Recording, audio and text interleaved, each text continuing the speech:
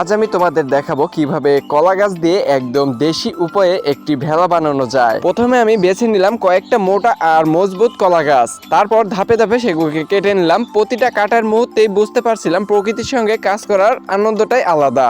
এরপর কলা গাছগুলো আমি একে একেই টেনে নিয়ে এলাম পুকুরের ধারে। কাজটা সহজ না, কিন্তু মনের ইচ্ছা থাকলে কিছুই অসম্ভব নয়। এরপর আমি প্রতিটা কলা গাছের খণ্ডকে পুকুরের সাইডে নিয়ে এসে সিরিয়াল মতো একের পর এক সাজিয়ে দিলাম। তারপর আমি প্রতিটা খণ্ডকে সুন্দরভাবে লাঠির ভিতরে ঢুকিয়ে একসাথে জুড়ে দিলাম, যাতে ভেলাটা শক্ত হয় আর ভাসতে পারে। এই ভেলাটি বানাতে আমার খুব বেশি সময় লাগলো না, অল্প সময়ের ভিতরে নিজের একটু ব্রেন খাটিয়ে বানিয়ে ফেললাম খুব সুন্দর একটি ভেলা। সাথে একটি ডাটও বানিয়ে নিয়েছি। সবশেষে তৈরি হলো আমার নিজের ভেলা।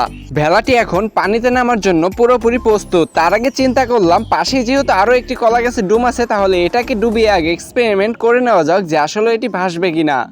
তো পাশের এই কলা গাছের টুকরোটো ভাসলো, তার মানে এখন আমার ভেলাটা নামার সময় হয়েছে। এবার সেটাকে নামিয়ে দিলাম পুকুরের জলে।